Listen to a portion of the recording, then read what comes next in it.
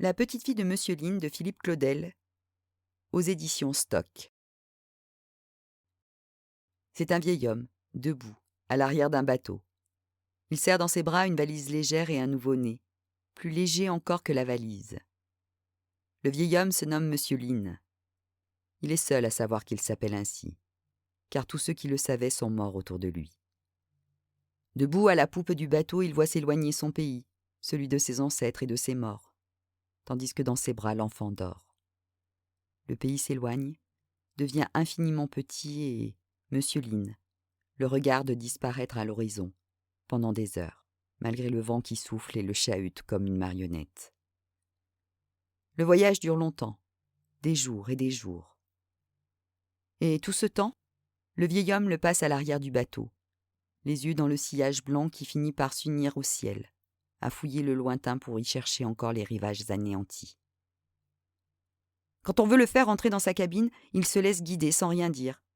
Mais on le retrouve un peu plus tard sur le pont arrière, une main tenant le bastingage, l'autre serrant l'enfant, la petite valise de cuir bouilli posée à ses pieds. Une sangle entoure la valise afin qu'elle ne puisse pas s'ouvrir, comme si à l'intérieur se trouvaient des biens précieux. En vérité, elle ne contient que des vêtements usagés, une photographie que la lumière du soleil a presque entièrement effacée, et un sac de toile, dans lequel le vieil homme a glissé une poignée de terre. C'est là tout ce qu'il a pu emporter. Et l'enfant, bien sûr. L'enfant est sage. C'est une fille.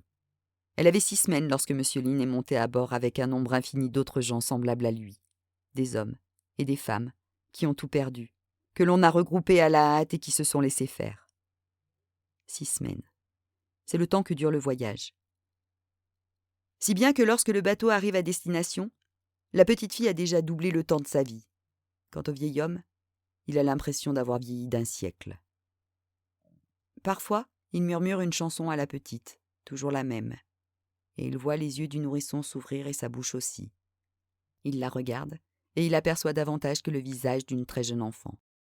Il voit des paysages, des matins lumineux, la marche lente et paisible des buffles dans les rizières, l'ombre ployée des grands banians à l'entrée de son village, la brume bleue qui descend des montagnes vers le soir, à la façon d'un châle qui glisse doucement sur des épaules.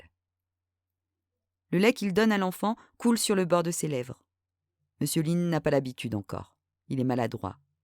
Mais la petite fille ne pleure pas. Elle retourne au sommeil et lui, il revient vers l'horizon. L'écume du sillage et le lointain dans lequel, depuis bien longtemps déjà, il ne distingue plus rien. Enfin, un jour de novembre, le bateau parvient à sa destination.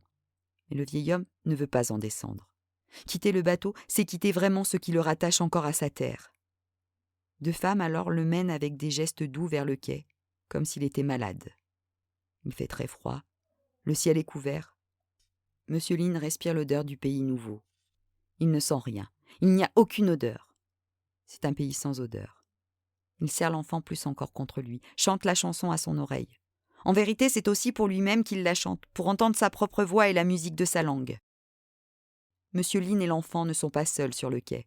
Ils sont des centaines, comme eux, vieux et jeunes, attendant docilement, leurs maigres effets à leur côté, attendant sous un froid tel qu'ils n'en ont jamais connu qu'on leur dise où aller. Aucun ne se parle. Ce sont de frêles statues au visage triste et qui grelottent dans le plus grand silence. Une des femmes qui l'a aidé à descendre du bateau revient à lui. Elle lui fit signe de la suivre. Il ne comprend pas ses mots, mais il comprend ses gestes. Il montre l'enfant à la femme. Elle le regarde, paraît hésiter et finalement sourit.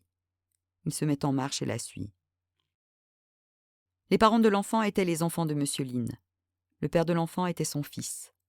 Ils sont morts dans la guerre qui fait rage au pays depuis des années déjà. Ils sont partis un matin travailler dans les rizières, avec l'enfant, et le soir ils ne sont pas revenus. Le vieil homme a couru. Il est arrivé, essoufflé, près de la rizière. Ce n'était plus qu'un trou immense et clapotant, avec sur un côté du cratère un cadavre de buffle éventré, son joug brisé en 2 comme un brin de paille. Il y avait aussi le corps de son fils, celui de sa femme, et plus loin, la petite. Les yeux grands ouverts, emmaillotés, indemnes, et à côté de la petite une poupée. Sa poupée aussi grosse qu'elle, à laquelle un éclat de la bombe avait arraché la tête. La petite fille avait 10 jours. Ses parents l'avaient appelée Sang Diu. ce qui dans la langue du pays veut dire « matin doux ». Il l'avait appelé ainsi, puis ils étaient morts. M. Lin a pris l'enfant, il est parti. Il a décidé de partir à jamais, pour l'enfant. Lorsque le vieil homme songe ainsi à la petite fille, il lui semble qu'elle se blottit encore davantage contre son flanc. Il serre la poignée de sa valise et suit la femme tandis que son visage luit sous la pluie de novembre. Parvenue dans une pièce où règne une bonne chaleur, la femme lui désigne une place. Elle le fait asseoir. Il y a des tables, des chaises, c'est très grand. Pour l'instant, ils sont seuls, mais un peu plus tard, tous ceux du bateau arrivent dans la salle et s'installent. On leur sert à manger une soupe. Il ne veut pas manger, mais la femme revient près de lui pour lui faire comprendre qu'il faut manger. Elle regarde la petite qui s'est endormie. Il voit le regard de la femme sur l'enfant. Il se dit qu'elle a raison. Il se dit qu'il faut qu'il mange, qu'il prenne des forces. Pour l'enfant, sinon pour lui. Il n'oubliera jamais la saveur muette de cette première soupe, avalée sans cœur, alors qu'il vient de débarquer. Qu'au dehors, il fait si froid et qu'au dehors, ce n'est pas son pays. C'est un pays étranger, et qui le restera toujours pour lui, malgré le temps qui passera, malgré la distance toujours plus grande entre les souvenirs et le présent. La soupe est comme l'air de la ville qu'il a respiré en descendant du bateau. Elle n'a pas vraiment d'odeur, pas vraiment de goût. Il n'y reconnaît rien. Il n'y trouve pas le délicieux picotement de la citronnelle, la douceur de la coriandre fraîche, la suavité des tripes cuites. La soupe entre dans sa bouche et dans son corps, et c'est soudain tout l'inconnu de sa vie nouvelle qui vient en lui. Le soir, la femme conduit M. Lin et l'enfant dans un dortoir.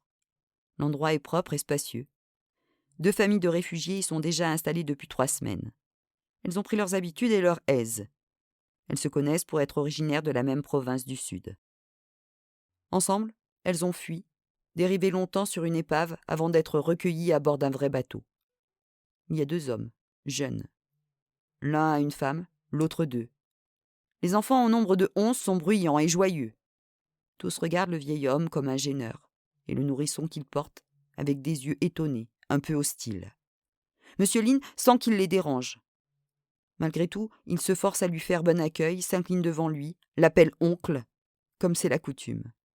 Les enfants veulent prendre la petite Sang Diu dans leurs bras, mais il leur dit d'une voix calme qu'il n'y tient pas. Il la garde contre lui. Les enfants haussent les épaules. Les 3 femmes chuchotent puis se détournent. Les 2 hommes se rassoient dans un angle et reprennent leur partie de mahjong. Le vieil homme regarde le lit qu'on lui a attribué. Il pose délicatement l'enfant à terre, enlève le matelas du sommier, le place à même le sol. Il couche l'enfant sur le matelas.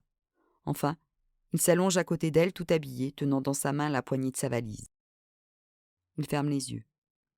Oublie les familles qui se sont mises en cercle et commencent à manger. Il ferme les yeux et s'endort, en songeant au parfum du pays natal.